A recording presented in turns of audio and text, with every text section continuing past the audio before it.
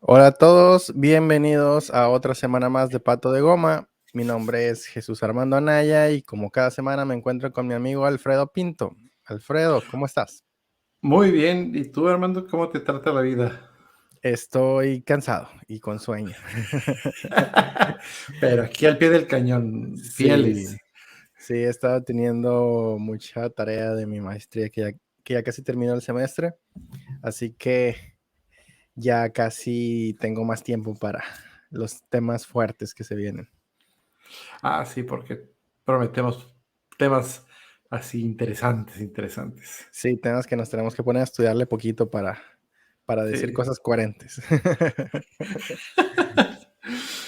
Oye, ¿de qué se va a tratar el tema de hoy, entonces? Fíjate que hoy vamos a hablar de repositorios de código, porque aunque no lo creas, aún hay empresas, programadores, en donde tienen su código en su máquina y Sí. no lo protegen, no tienen ninguna herramienta que les ayude a cuidar que esté bien, que si hay un error, puedan hacer algo al respecto. Entonces, va a estar bueno el tema de hoy. Oye, pero ¿es suficiente con sacarle copia a la carpeta y ponerle versión 2.5? Esta sí es la definitiva. Y ya con eso ya queda, ¿no?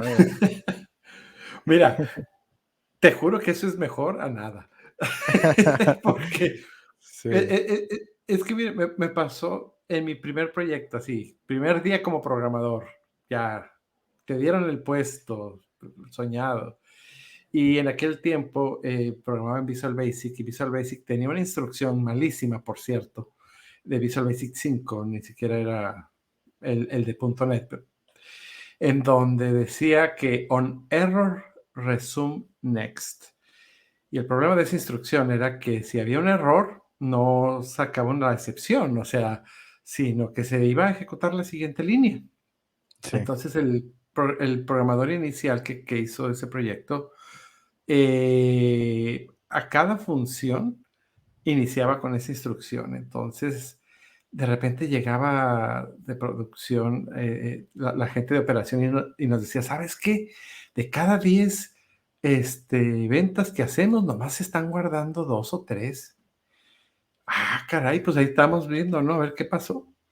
Y pues vimos que el flujo lo hacía bien, Ujú, pero no podemos encontrar dónde estaba el problema y el error, y pues estábamos viendo que esa instrucción evitaba que encontráramos el error, el bug.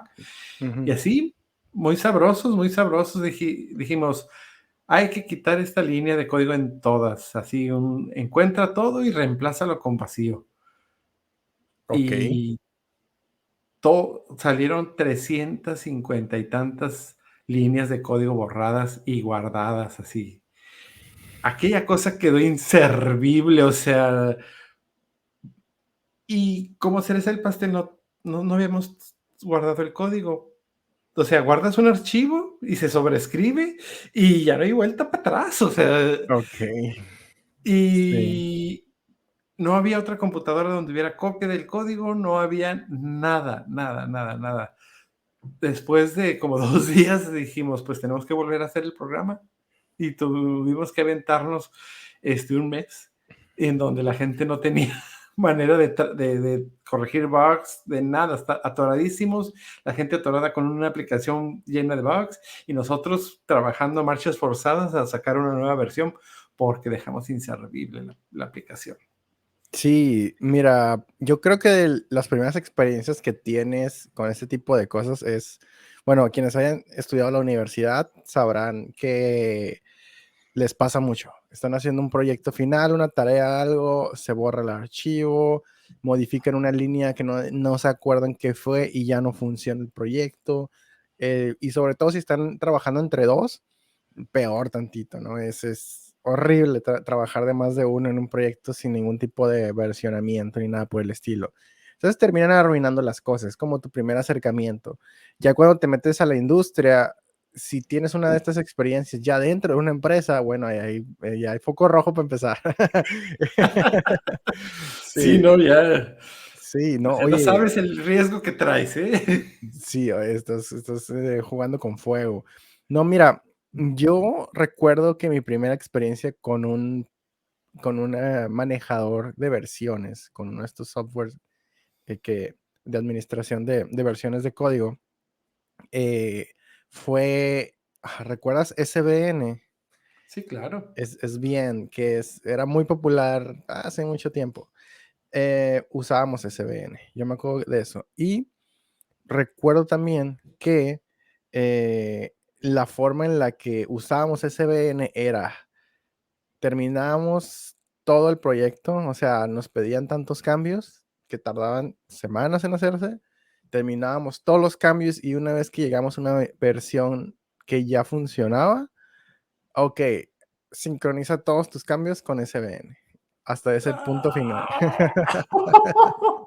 Híjole, no, no, Entonces no, SVN se terminaba convirtiendo literalmente en una carpeta ahí donde guardabas código, así como si, listo, ya terminó esto ya es entregable, mete todo eso en un zip y ponlo en este FTP. Era exactamente lo mismo, estamos haciendo eso. ajá. No No, estamos aprovechando nada de las ventajas, ni de las de las herramientas, ventajas, ajá. ni nada. O sea, era un manejador de No, archivos en la nube.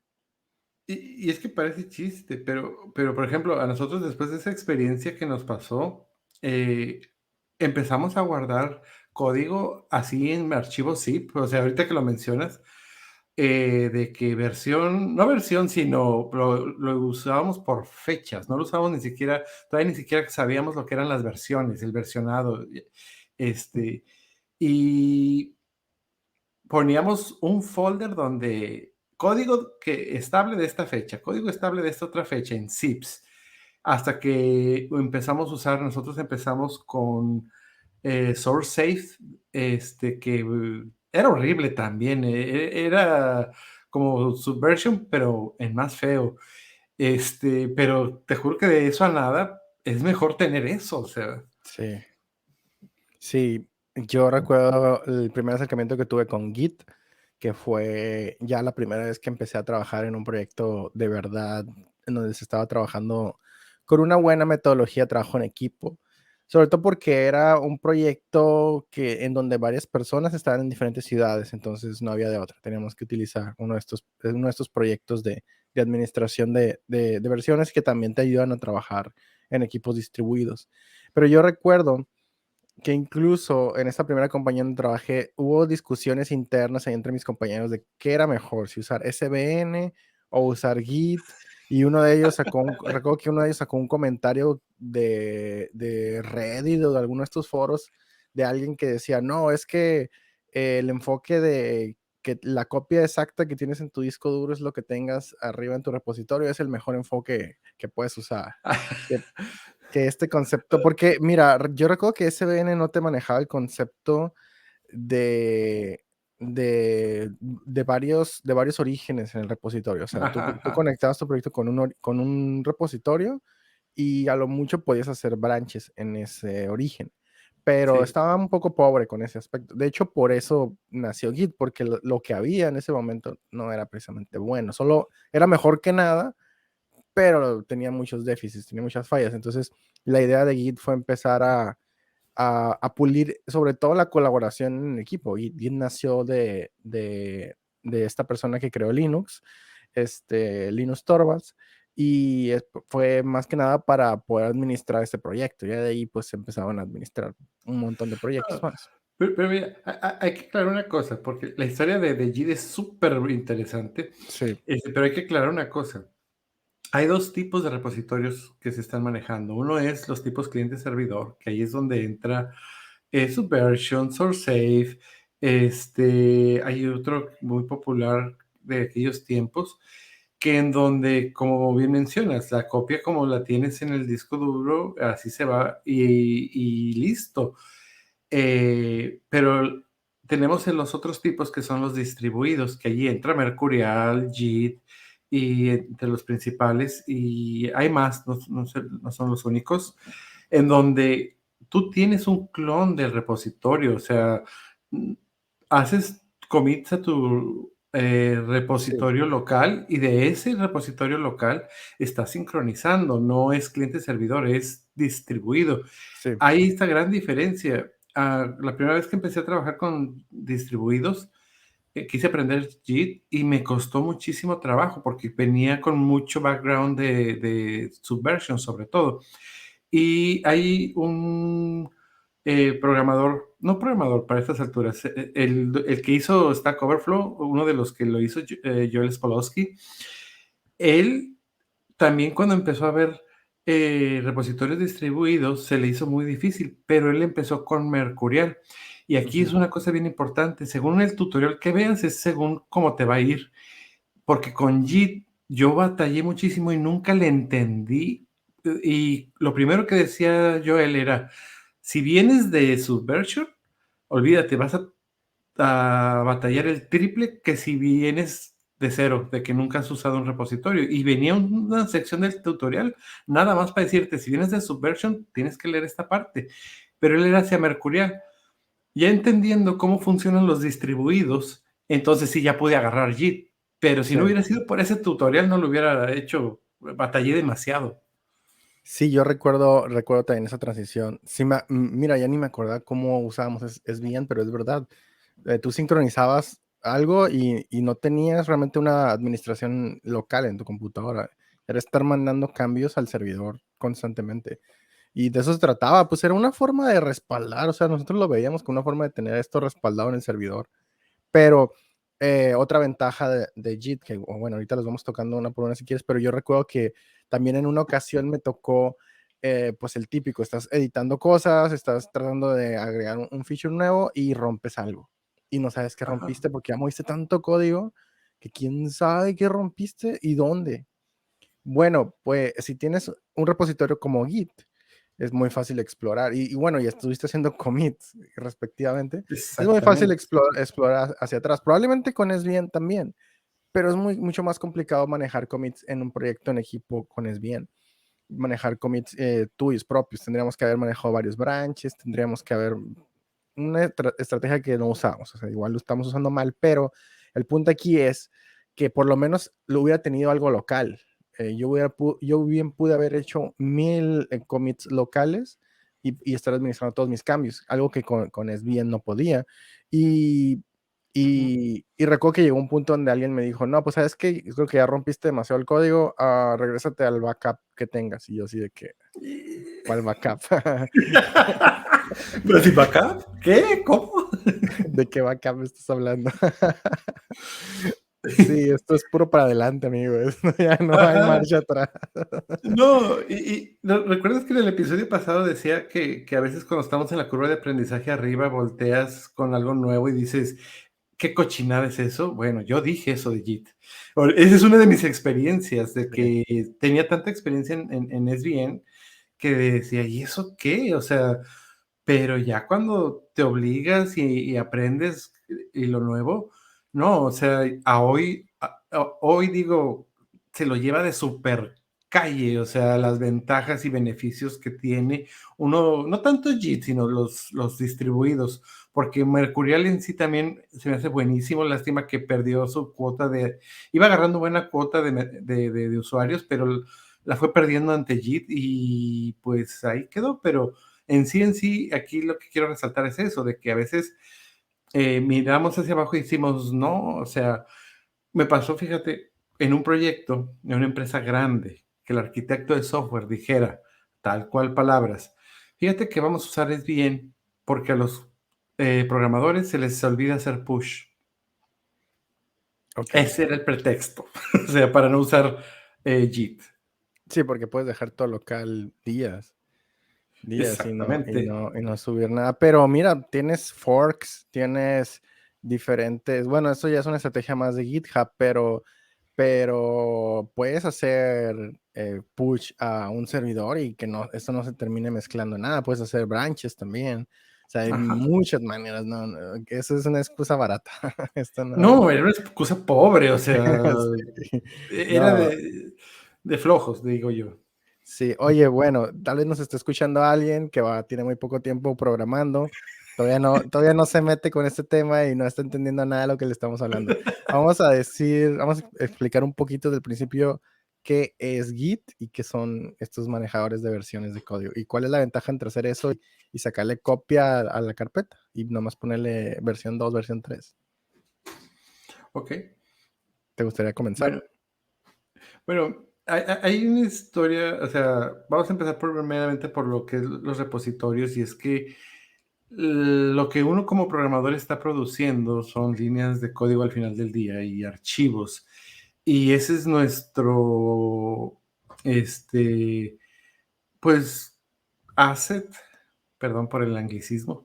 Eso es lo que principalmente producimos y tenemos que cuidar. Y es muy fácil equivocarse. La manera que lo cuidamos es utilizando herramientas que estén grabando qué es lo que hemos estado haciendo, que haga que le tome, yo le digo, fotografías a nuestro código y que lleve un recuento de que, mira, le cambiaste aquí y en tal fotografía que tomaste le cambiaste acá. Y si ya te equivocaste, como dices tú, que se rompió, hay que regresarse, deshacer lo que ya se hizo, cosa que normalmente en un archivo de texto, si tú tienes una carta y borras todo y pones garabatos y salvas, se pierde la carta, ¿ok? Ya no hay manera de recuperarla.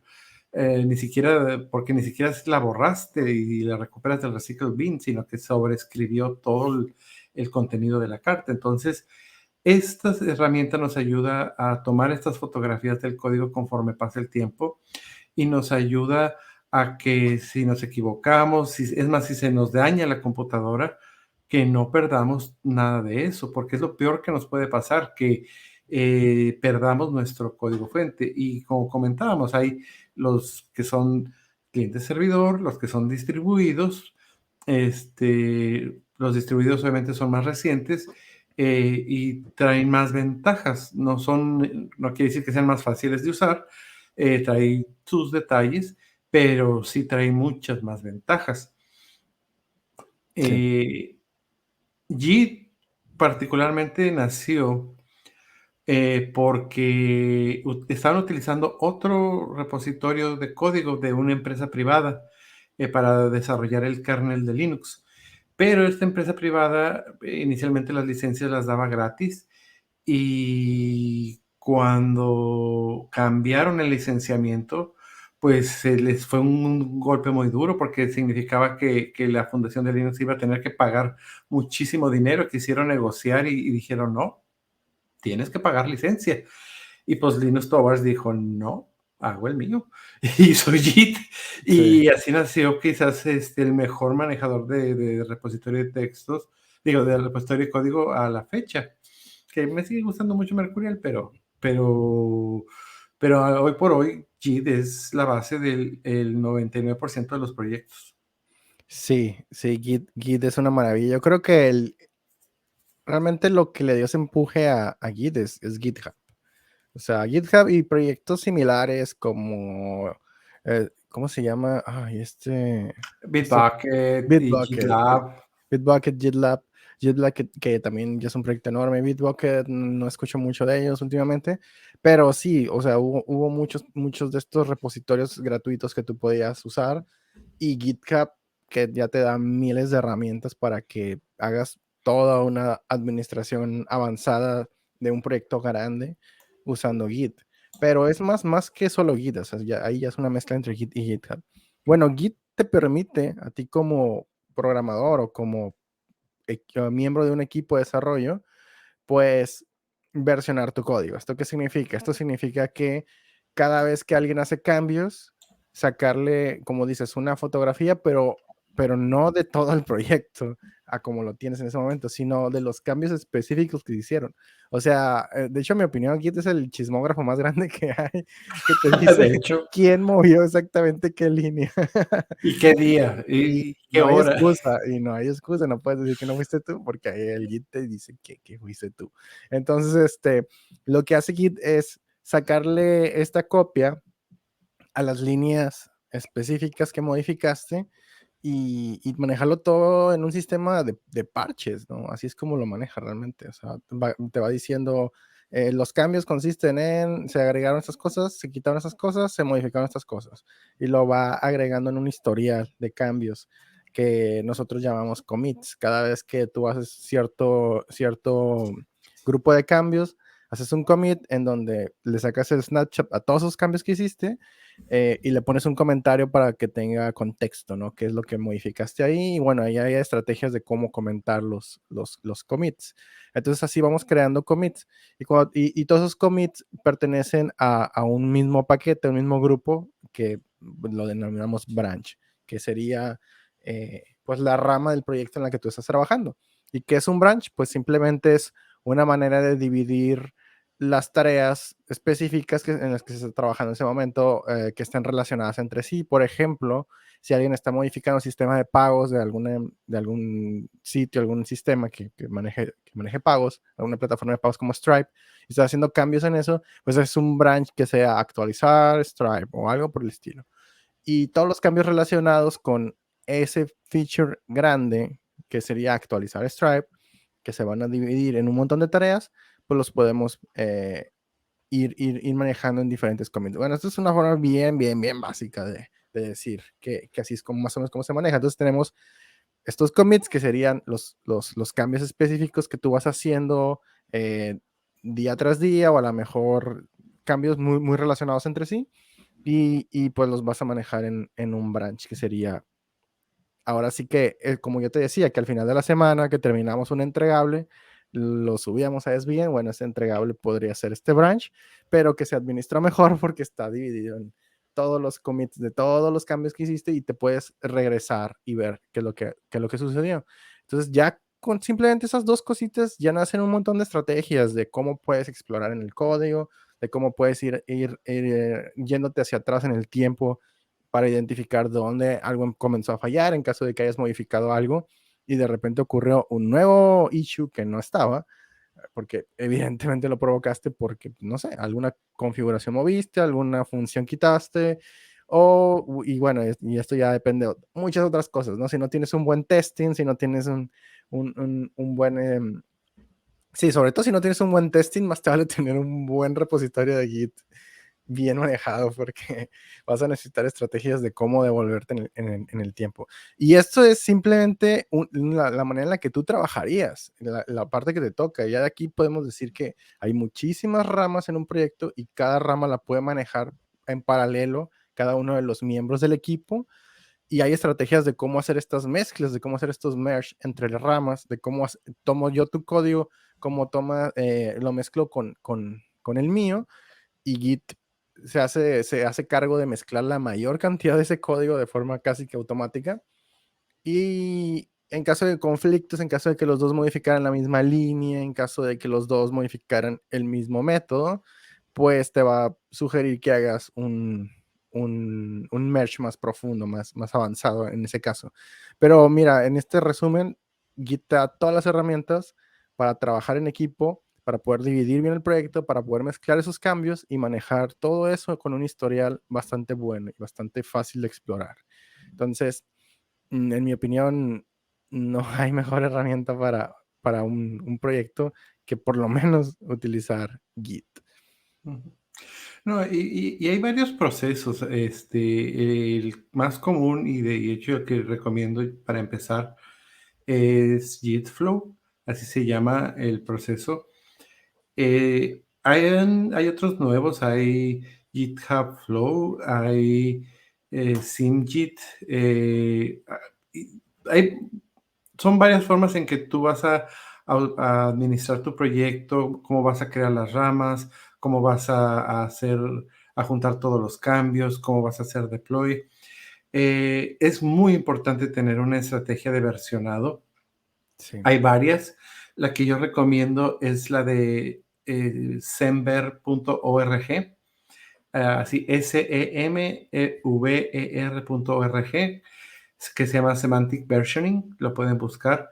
Es la que más me ha funcionado para versionar, porque en el software, me acuerdo que también en mis primeras experiencias, la manera más fácil de resolver algo era te llamaban con el problema. Tenemos el problema.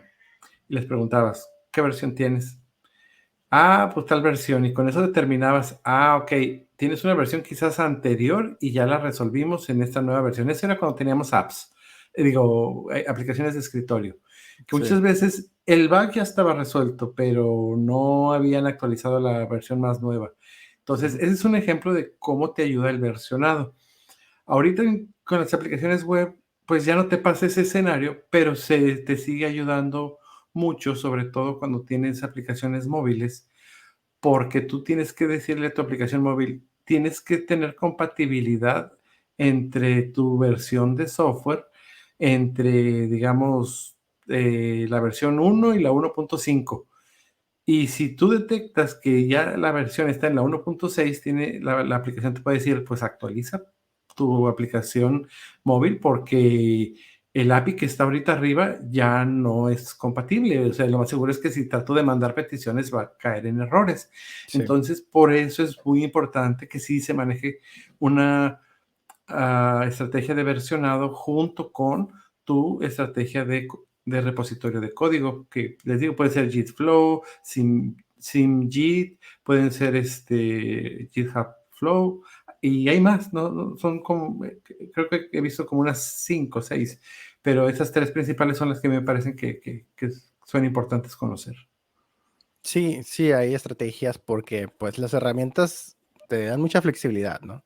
Pero pues si cada quien se pone a hacer lo que quiere, llega un punto donde empieza a convertirse en un problema tener tanta Sí, sí. flexibilidad. Entonces, sí, estas estrategias nacen pues para, también para que los programadores no tengan que romperse la cabeza de cómo administro el código. O sea, ya tengo todas estas herramientas que me dejan hacer lo que quiera, pero ¿qué es ese lo que quiera? Porque no sé qué es lo que quiero. Entonces, pues son sugerencias de que, mira, para tal tipo de funcionalidad que se vaya a implementar, tienes que crear un branch con esa funcionalidad y así es como lo vamos a ir dividiendo y cosas por el estilo. Entonces, ya de ahí incluso si utilizas, nos vamos más para arriba, si utilizas GitHub, puedes crear algo llamado forks, que sean como copias del proyecto completo. Este sí es la carpeta versión 1 y versión 2, en donde se van a modificar completamente en paralelo. Y los forks, no sé, o sea, a mí me gustan muchísimo más porque te ayudan a mantener limpio el repositorio principal, que es el repositorio de Ajá. producción, y así cada programador puede hacer las 1000 ramas que quiera, incluso puede hacer sus propias ramas internas y ya después O un mezclarlas proyecto nuevo. sí, claro, claro. De hecho, así es como hemos implementado funcionalidades grandes, así pesadas, que una rama por allá en el repositorio del programador que lo está haciendo, y eso no toca para nada el código del repositorio principal, que eso tampoco significa que si manejas las ramas en el repositorio principal vas a romperlo ni nada por el estilo, no. Simplemente a mí no me gusta que cuando empiezas a explorar cuántas ramas tienes en el repositorio principal, tienes como 1000 porque todos están creando ramas para todos lados y empieza a volverse un problema. Entonces, cada uno maneja sus propias ramas y así si tienes ramas vivas o ramas que todavía no has mezclado y borrado, pues no le estorban a nadie. Bueno, eso ya depende de la estrategia que estés utilizando. Creo que Gitflow te recomienda que después de mezclar una rama la borres y La borres, sí. ya no estorba. Entonces, esa es una buena estrategia. Yo simplemente quiero tener mi código separado de los demás, entonces yo sí opto por crear forks de los repositorios, además de que pues GitHub no es como que te cobre por los forks, así que puedes sacar todas las copias que quieras. Eh, otra ventaja que tiene utilizar una herramienta como GitHub, que bueno, aclaro que GitHub no es necesariamente Git, No, GitHub no es es, JIT. Ajá. es un servidor es un servicio, perdón, que utiliza el Ujú. servidor de Git como base, pero que ellos además incluyeron sus propias herramientas y sus propias funcionalidades que te manejan la vida. Por ejemplo, el sistema de pull request de GitHub que te Ah, permite manejar, manejar de forma bastante bien administrada cómo se va a mezclar código de una rama a otra rama, independientemente que estén en forks distintos. O sea, te ajá. permite que del fork de acá al fork de acá se puedan mezclar y manejamos todo un chat ahí de discusión al momento de hacer code review de lo que se está mezclando para ponernos de acuerdo de que, oye, no estoy de acuerdo que hayas modificado esta función porque fíjate que no me gusta. ¿No? Aquí noto que no agregaste el testing y lo que quieras. Empieza a crearse una discusión y eso hace que se administre mejor ese merge, porque ya cuando el merge se soluciona, se termina, esa mezcla se hace una mezcla bastante pulida del código. ¿Tú qué No, créeme opinas de los que pull requests? no, hay un antes y un después, y yo era de que, pues, ya ves, empezamos a mano todo, y antes teníamos nuestro propio servidor de Git, y ya cuando empezamos a Sí. usar GitHub, precisamente uno de los muchachos con los que empecé a trabajar me dijo, hay que usar pull requests. Y pues, a ver, así como que ya sabes, el escepticismo, ¿no? Del senior que tenemos. Pero no, ya me empieza a mostrar y sobre todo esa parte que en un solo proceso, que es el pull request, puedes discutir el juntar el nuevo feature, puedes ver los cambios, puedes hacer el code review, o sea, puedes incluso decir, no, va para atrás, mejorarle, puedes, así, la línea de código, agregarle un comentario. En esta línea de código yo creo que está mal aquí. A mí me toca sobre todo en JavaScript que dejan los console, Sí, eh, console los log console aquí. logs. Sí, Así que como que empiezas borra, sí, porque te permite hacer comentarios a nivel líneas de código, sí. te permite decir, estás juntando todos estos commits. Y ahorita quisiera que platicáramos sobre cómo te ayuda con la integración del Continuous Integration, Continuous Delivery, pero hay que cerrar primero el pull request. Pero incluso hasta con eso te ayuda el pull request. En el mismo pull request, por ejemplo, yo he utilizado Netlify y Ujú. Netlify se integra y cuando quieres hacer un pull request de proyectos frontend ah, para hacer deploy, detecta el pull request y le pone sus tests y trata y lo compila y todo el show y dice en el Netlify, sí, veo que sí todo está bien y te dejo que lo juntes. O sea, ellos ya de por sí traen ese servicio cuando lo integras para hacerte unit testing y hacerte varias cosas, y entonces puedes meter varios servicios automatizados para que cuando quieras hacer el pull request tenga que pasar validaciones de esos servicios para que te deje hacer pull request. Si no, te dice no juntas ese código porque está tronando y vas a tronar Sí. las principales ramas de desarrollo. Entonces es una maravilla, de verdad, que para mí fue un concepto que me explotó la cabeza y es de los más útiles y es de los menos usados que he visto. Pues probablemente es de los menos usados. No sé si todo el mundo utilice GitHub. Todos los usuarios de Git utilicen Hey, GitHub. GitLab y Bitbucket también tienen pull request. Tienen algo que se parece a pull request, pero seguramente tendrán sus variantes. Eh, GitLab lo implementó mucho después. Yo recuerdo incluso conocer gente que estaba trabajando con GitLab y se lamentaban de que no tenían pull De que no request. tenían pull request. No, tenían Bueno, sí, sí, sí. una cosa más o menos parecida. Pero lo que pasa es que GitHub como empresa se dio cuenta de lo que era el pull request y le metió dinero a desarrollar esa cosa bien. Sí. Entonces no había mucha competencia ahí. Probablemente hoy la hay. No he usado Bitbucket en muchos años, así que no puedo hablar por esa herramienta. GitLab lo llegué a usar poquito, muy poquito, hace un año y medio, algo así. Entonces, recuerdo verlo mejor que la primera vez que vi GitLab. GitLab parecía un proyecto open source. Desde que lo instalabas, te das cuenta que no había una empresa detrás. Ahora ya hay una empresa detrás y creo que ya tienen mucho más inversión y un desarrollo bastante bueno. Están intentando competir bastante bien con GitHub, pero bueno, no nos desviamos por ahí. Vamos a quedarnos con GitHub porque pues, la herramienta más grande es de Microsoft, entonces Y es lo más común. tiene muchísimo presupuesto. No creo que nadie pueda competir contra ellos. Muchos desarrolladores muy inteligentes. Sí. Lo que tiene estos Big Tech es que contratan montones de gente bastante bien preparada. les pagan unos salarios enormes, pero los productos pues están garantizados que van a dar el ancho. Bueno, no todos, de repente hay unos que se mueren, ¿no? Pero Sí, sí. incluso saben matar los proyectos y sobre todo los proyectos que se mueren. Ya quisieras tú haber desarrollado un proyecto de esa calidad, aún con que no Cerquitas, ¿no? funcione. Sí, aún con el hecho de que no funcionó, ya quisieras. Entonces, mira, comentabas un punto bueno, el Continuous Integration es una funcionalidad que seguramente todos los manejadores de repositorios de Git te van a brindar. ¿Y en qué consiste? Bueno, yo puedo dar un resumen así muy simple. Consiste en que cuando por fin se logra hacer un merge a cierto branch específico, ya sea que sea el branch de, no sé, de pruebas de development en el entorno de integración, o en el entorno de staging, o en el entorno de producción. Bueno, el de producción seguramente se maneja más con más cuidado, pero la idea es, ok, listo, ya tenemos el código mezclado, ahora lo queremos probar en algún servidor donde se pueda probar o en algún entorno donde se pueda probar. Eh, ¿Cómo lo hacemos? Alguien se mete a ese servidor, ahí hace un pull de Git y reinicia todo.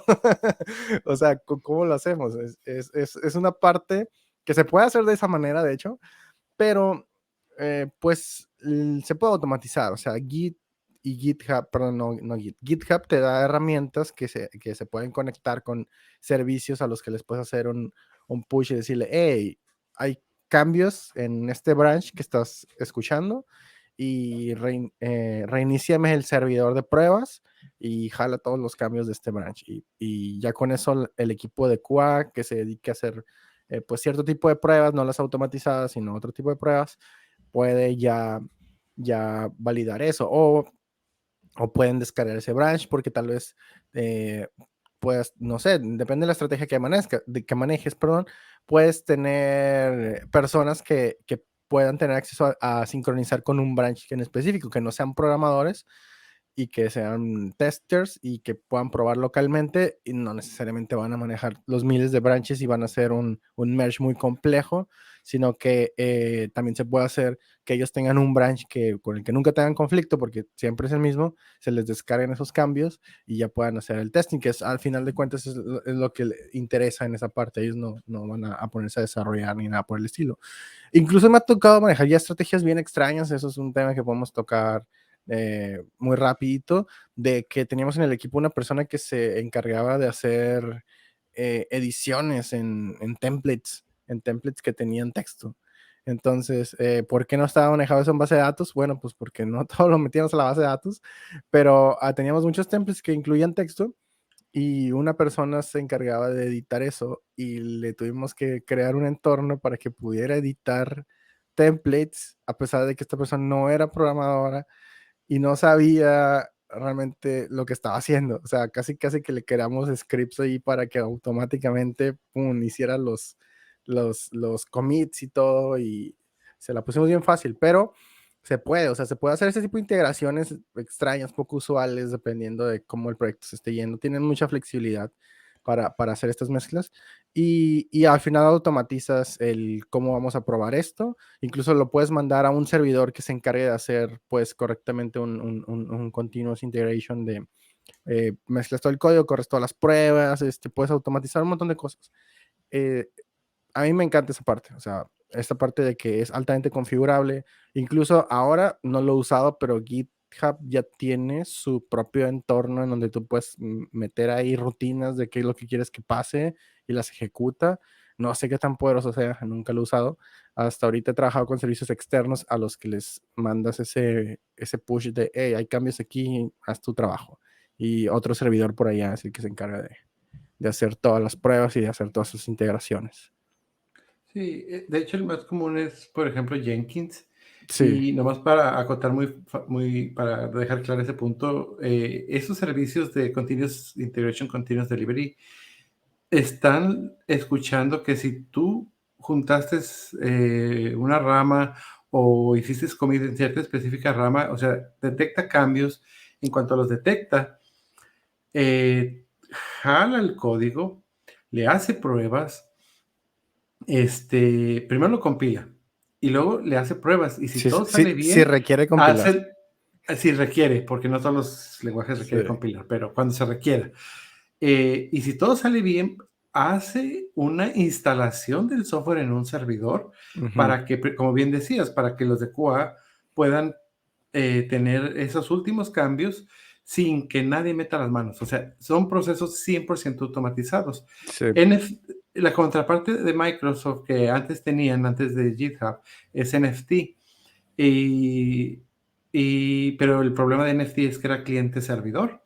Y también Mm. tenían más o menos lo mismo, pero aún así se lo llevaba de calle por todas estas integraciones que hay, en donde puedes automatizar muchísimo y tal vez te cuesta un poquito de trabajo al principio de implementar todas estas cosas, pero después te lo paga muchísimo, sobre todo en las pruebas unitarias, porque cuando rompes algo, digamos que una prueba unitaria no pasa o que no puede compilar los compilados, te rechaza y te dice, no, no puedes hacer el merge, no puedes juntar las ramas porque estás metiendo código que está mal. Entonces, eso es una maravilla que le ahorra muchísimo tiempo a todo mundo, que le ahorra muchísimos problemas, a veces 2, 3 días reparando código porque alguien metió un bug y no saben dónde está o rompió otras cosas más. Entonces, es parte de el por qué meter un repositorio de código.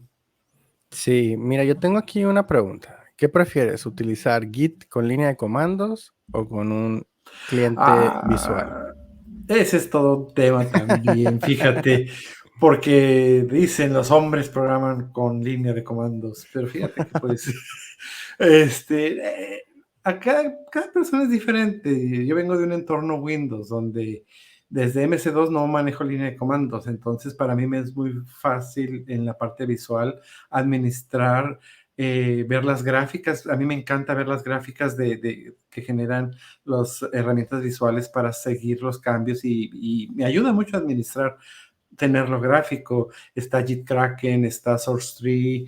JitKraken está hermoso, o sea, con la Sí, forma visual, pero pues hay personas que les funciona muy bien la línea de comandos y pues está bien, no pasa nada. O sea, muchas veces me ha tocado que se me chiviristea la gráfica y pues ni modo, a entrarle la línea de comandos, no hay de otra.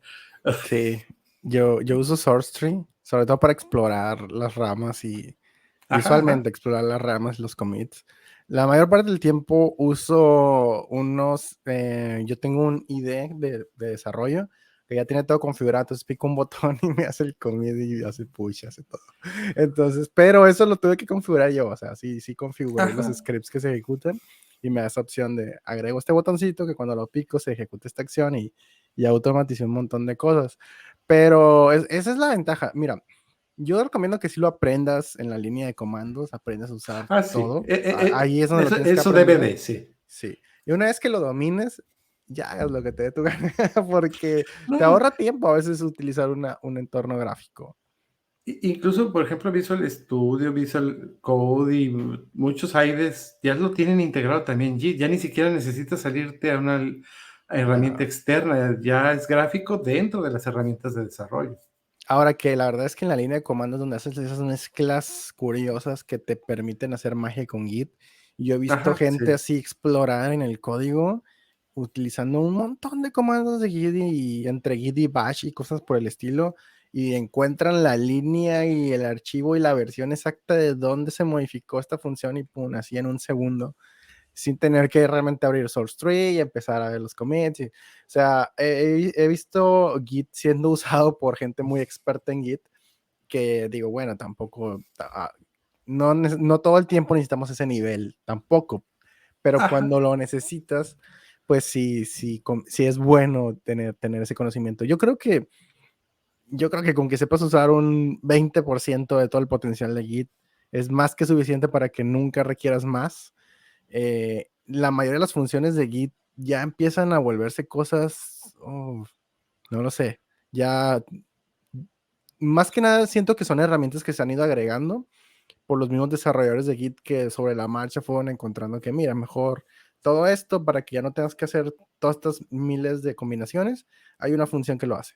O estas combinaciones de acá, hay una función que lo hace. Entonces se han agregado un montón de cosas que hacen que la documentación de Git se estire y se estire y se estire, y probablemente sea uno de estos proyectos que jamás vas a terminar de aprender, como todas las funciones que tiene Linux o algo por el estilo, que no tienes que saberlo usar al 100% para poderle sacar un buen provecho. Y probablemente la mayoría de las funciones que veas en un entorno gráfico como tipo SourceTree son las que necesitas. O sea, Ujú. SourceTree te pone ahí el 80% de lo que necesitas de Git está ahí en botones. Entonces, es complicado que requieras más. En mi punto de vista, usar Git, como sea que lo uses, es lo mejor que puedes hacer. Y ya que tanto lo explotes, que tanto lo sepas usar, pues eso ya requiere de que te dediques a estudiarlo y de qué tanto quieres profundizar tú también, qué tanto lo requiere tu proyecto.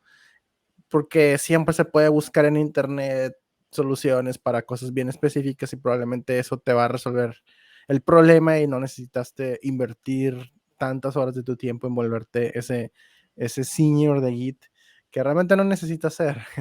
Ahora, Git es algo que tienes que aprender independientemente de con qué lenguaje, plataforma trabajes, si trabajas con iOS, si trabajas en backend, si trabajas en frontend, con JavaScript, no importa, tienes que aprender Git.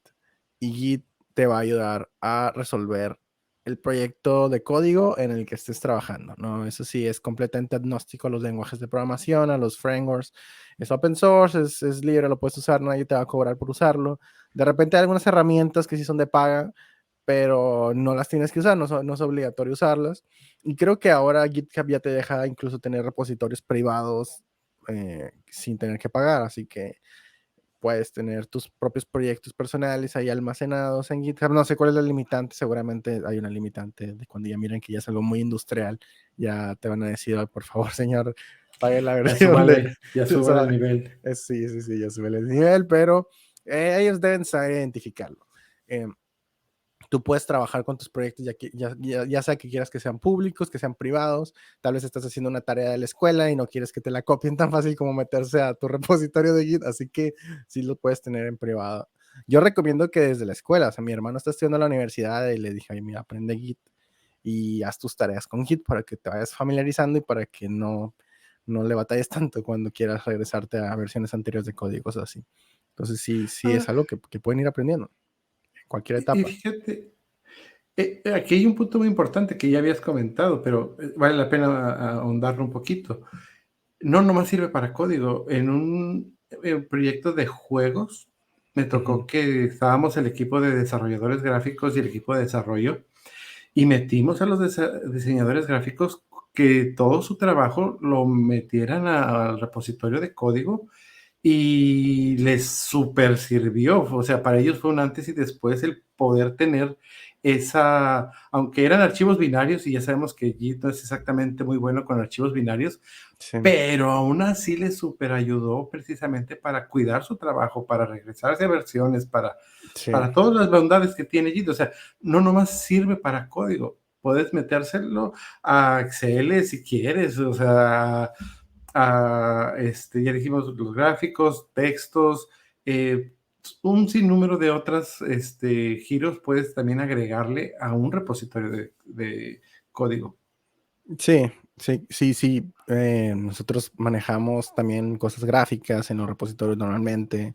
Tienes archivos que no necesariamente son de código, tienes imágenes, tienes archivos de estos de tipografías de texto, tienes un montón de cosas. Puedes realmente guardar todo tipo de archivos. Claro, en los binarios, como dices, Git no te va a hacer mucha magia como en los archivos de código. A lo mucho nomás va a verificar que el archivo se modificó y listo, te Y va a tener ya. dos versiones y ya. Ahí sí va a aplicar carpeta 1, carpeta 2, Ajá. pero, pero eso Pero es mejor sigue a nada. siendo mejor que nada, sigue siendo mejor que nada. Y mira, aquí te pongo una anécdota. Yo recuerdo que la primera vez que le estaba explicando a alguien que está aprendiendo programación cómo usar Git, me dijo, pero ¿por qué mejor no uso Dropbox? Entonces, sí queda esta idea de que Git es nada más una manera de respaldar tus cambios en la nube y pues no es simplemente eso. Realmente yo creo que respaldar tus cambios en la nube es el último de los puntos de valor agregado que tiene utilizar esto. O sea, realmente no.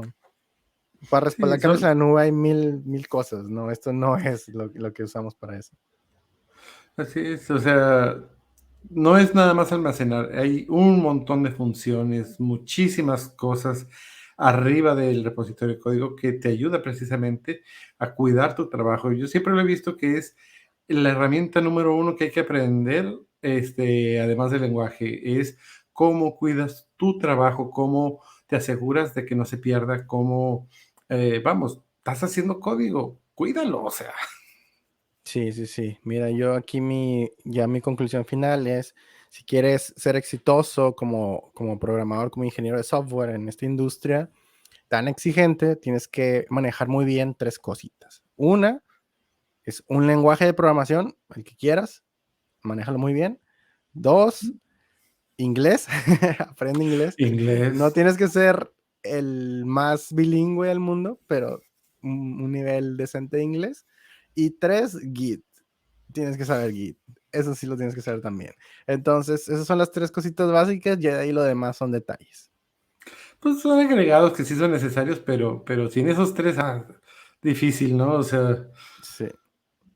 ¿Tú sale con qué pues. quieres concluir, Alfredo?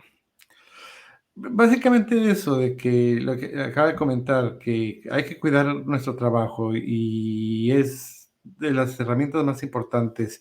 Te digo, yo antes usaba de JIT, usaba Mercurial de los distribuidos. No regresaría a menos que pues la empresa sí lo tenga, a uno de cliente servidor. Me costó mucho trabajo cambiarme al distribuido. Y la verdad es mucha diferencia entre usar SVN, entre usar el de NFT de Microsoft, que son clientes servidores, SourceSafe, no sé si todavía exista. Eh, Hay uno más.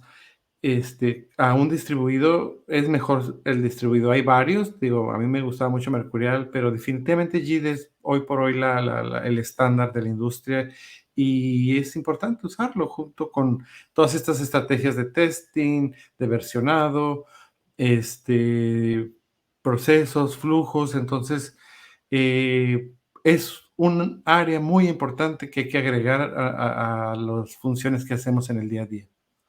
Bueno, Alfredo, como siempre me gustó platicar contigo. Ya llegamos al final del episodio, pero recuerden que nos pueden seguir en nuestras redes sociales y dejarnos comentarios en el canal de YouTube, que sí leemos todos los comentarios. Sí. Hasta ahorita tenemos poquitos, pero pueden escribir los que quieran. Los vamos a leer todos. Y pronto vamos a tener invitados, así que ya no nomás Sí. nos van a ver a nosotros dos. Estamos ahí en pláticas para traer gente y ya hacer foro de discusión más grande en los siguientes episodios del podcast. Y bueno, pues nada más. Nos vemos la próxima semana. Sí, sugieren los temas, así es que estamos abiertos a los temas Ah, que por gusten. supuesto. Sí, olvidé mencionar eso. Sugieran los temas, por favor, para tener ideas de qué hablar. Bueno, nos vemos el próximo Hasta capítulo. Bye bye. hasta luego, bye.